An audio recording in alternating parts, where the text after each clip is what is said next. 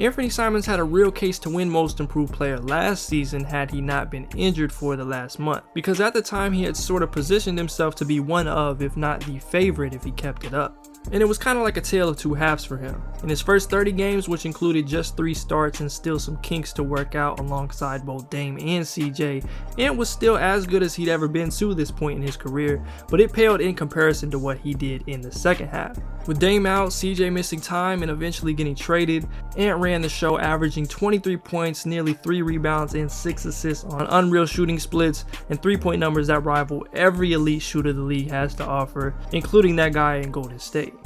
Now, the Blazers weren't particularly good, but Simons undeniably was, and the steps that he took in improving as a shooter, playmaker, and most importantly in his confidence was super impressive. His true breakout season will be remembered as being last year, going from a less than 20-minute per game bench guard to a potential dynamic combo guard, but I believe there are still levels he can and will reach this season, and he could very well find himself back for part 2 of the Most Improved campaign he was building.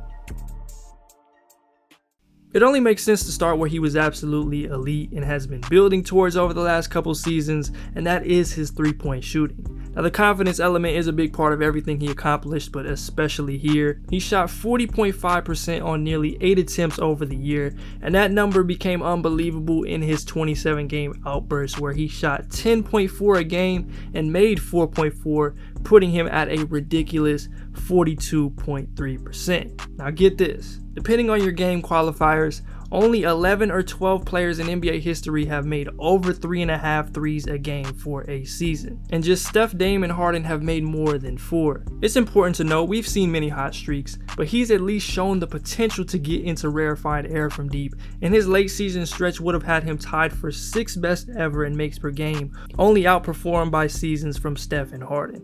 Not to mention he's doing all of that while clearing 40%.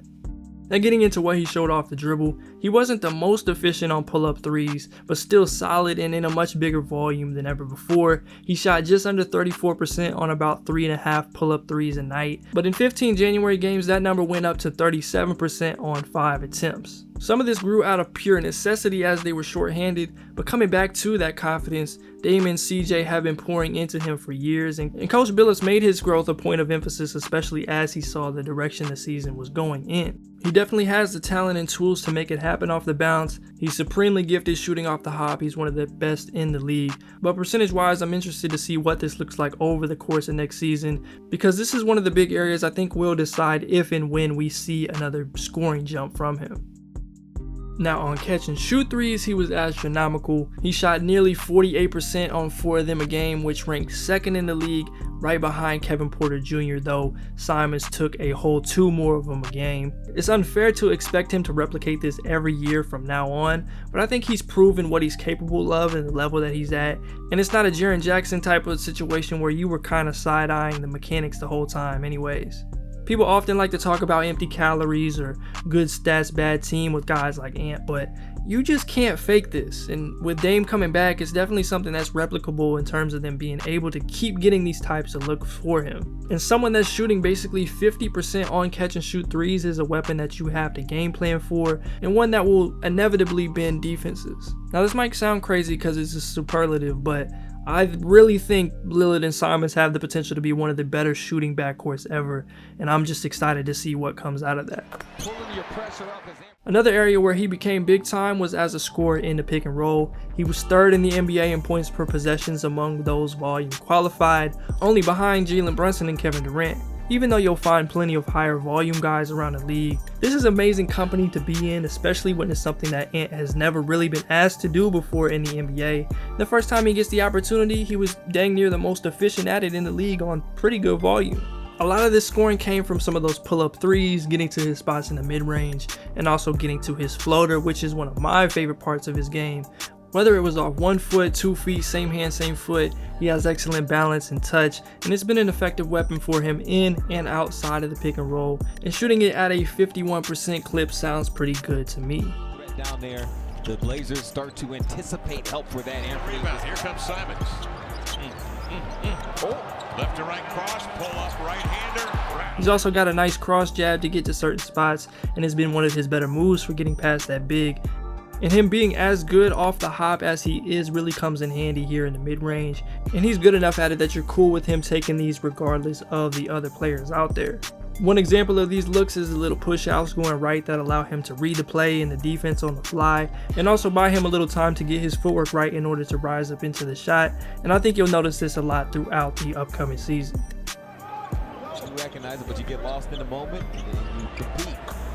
For Matthews, and basketball truly is a game of inches. A spot Ant might have taken more significant steps forward than anywhere else was as a playmaker. He's really grown into that combo guard role and made improvements handling point guard responsibilities down the stretch. He handled blitzes and traps better in pick and roll, eventually started reading the entire floor better, and ultimately had a big jump in assists. I do think he can continue to work through some of his reads and not spamming the roll man at every opportunity, though I did think he got better at that down the stretch. Also being more accurate, not relying on the jump pass or passing over the defense as much, and then just allowing things to develop, taking that extra dribble sometimes, getting the defense to fully commit and take advantage, and then finally cut it down on turnovers, especially from a ball security and dribbling and traffic standpoint.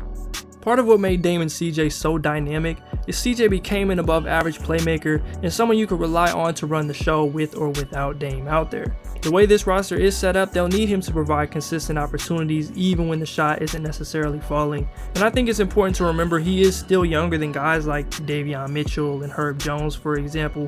So if we can see him hit on some of these things and keep getting better here, I think he starts to really get into that budding star type of territory. Sets up Ellaby for three. He did credit Damian Lillard, says he's been very active. He is not only helping with the current players. Oh, nice little Ball swings it ahead. Simons on the run. Lillard explodes to the rim for the two. Because it was a good defensive possession. Up until that shot. Good pass. One thing I wanted to touch on is just how much Simons has picked up on and added to his game from Damian Lillard. Coming into the league, I wouldn't have said Ant plays anything like Dame, and they still have a ton of differences. Simons is taller, he's longer, has way more natural burst, but Dame is more composed, stronger, and more punctual. He's got top 2 range ever, but it's cool to see how much is still there. Now first, a couple staples of Dame's game is his ability to change pace, his use of the between the legs, the choppiness, the punch drags or dead dribbles, and always looking to attack that defender's top foot, and it's there with Ant as well. Again, it's a little different in movement, but you definitely see the influence, and it's become something that Ant has started to utilize to get a number of different things on the floor. You can have every move in the book, but this slow to fast, nonchalant nature is undefeated in catching defenders off guard and consistently creating advantages. If you've watched any basketball, you know Dame is one of the sidestep and step back kings, and while Ant doesn't use it nearly as much, it's definitely in his bag to create great space and shots out on the perimeter, some of them in big moments for him too, like that clutch bucket against the Grizzlies. I'd honestly be shocked if they didn't work together on a lot of this stuff, and especially this change of direction between the legs or behind the backs going right into a sidestep, because some of the movements just look identical. They have their differences, but Dame's influence has done wonders for Ant's game, and I don't think we talk enough about what a great star and teammate like him can do for a talented young guard, and Ant has certainly been blessed by one of the best. Now getting into some things I want to see going forward that he can still really improve on. He made great improvements as a driver that should be commended first, but getting to that next level, I think all of these things should be on his list still. A guy who's as talented a shooter as him but not super physically imposing naturally ends up settling some from the perimeter, but I think as defenses respect him more, it'll only make this part of the game easier for him. He averaged about 7.5 drives a game last year, peaking at 10 for the month of January, which is pretty good. I think the goal for him should be to get around that 9 range. Obviously, you don't say, hey, we need 9 second spectrum labeled drives out of you tonight. It's more of a mentality thing and hoping he continues to stay aggressive regardless of who's out there, and it'll open up things for everyone in the process. He shot just 2 restricted area attempts a contest and made around 56% of them. Again, year to year, going from 41 to 111 total in 7 less games played is the main focus, but trying to take that next leap, he'll need to continue working here. As bouncy as he is, he's not really booming it on people or finishing over the top, so just continuing to add touch, using those extended finishes, and then getting to the line more often will really help raise his floor as a scorer. He's got the tools, but out of 52 guys with at least 2 ISOs a game, he ranked 50th in points per possession. I think this will just come naturally with everything else, but just tightening that handle, being more composed, selective with shots, and ready to attack switches with more regularity are some of the pieces. Combination of all of these things will really help him get to those next levels as an offensive player, hopefully bringing as much value as possible when the shot isn't falling, and ultimately determine if we like him as sort of a high level starter guy or someone in that borderline all-star to all-star level area. Hard left hand that extends. Now defensively, we're talking about a completely different caliber of player, potential, and expectations. I thought he had some solid moments last year. The screen navigation was better in some ways, but he's still been below average on this end and a target at times thus far in his career. But as long as he can continue making improvements and move as far away from liability as possible, then he should be in good shape. This will come most notably with his awareness, positioning, and just bringing a little more effort. Already having Dame as your superstar once again puts eyes on the backcourt defensively, but the good thing is they have guys like Josh Hart, Nas Little, Jeremy Grant, Gary Payton II, and Justice Winslow to help out, and those days of throwing Melo and Cantor out there in important situations are no more. But Simons will want to avoid being attacked as much as possible and to make sure GP and Josh Hart or whoever isn't replacing him in winning time. This is a spot that he can improve the most, and every bit will surely be noticeable. And finally, I couldn't find the best place to put these, but I really like including some X's and O's stuff in these videos if I can. Blazers have been running some pistol action basically since Dame came in the league. I would expect to see Ant continue to do some of that, especially with Nurk in there to make decisions. You know, you're basically just reading and reacting off of how the defense is playing. If it's high ball pressure, you might back cut. If they're going no middle, you go corner side. And if they go under the screen, you just let it fly.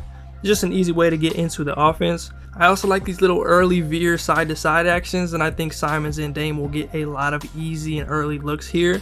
And then you've got some stuff you can do out of horns. You can never go wrong with double drags, the pin downs and the dribble handoffs, also known as Chicago action. Just getting him and Dame in positions where they already have an advantage and can then make another decision once the defense is bent is all you're really looking for, on top of all the other more half court stuff we won't get into. It's an easy cleanup.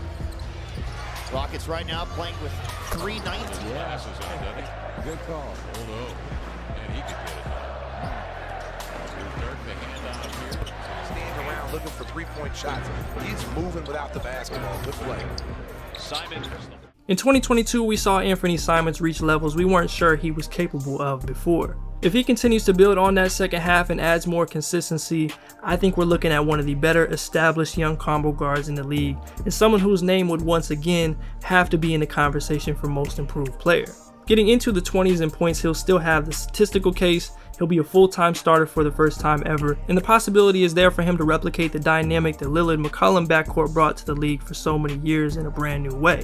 And for me, that has to put him among the favorites. If you enjoyed this video, please be sure to leave a like, subscribe if you are new around here, and comment down below some of your thoughts on Ant Simons' game and his chances to break out yet again this season. I appreciate y'all for watching. I'm Keandre, this is Hoop Intellect. Until next time, I'm out. Personally, I want to be an all-star, so I think that's probably one of my personal goals, to be an all-star. So continue to work every day to become one of those players, and obviously I have a lot of people helping me get to my goals as well, trying to see teammates, Dame, Jeremy, Nurk, all of them believe in me a lot, so you know it's going to be that much easier for me to achieve those goals.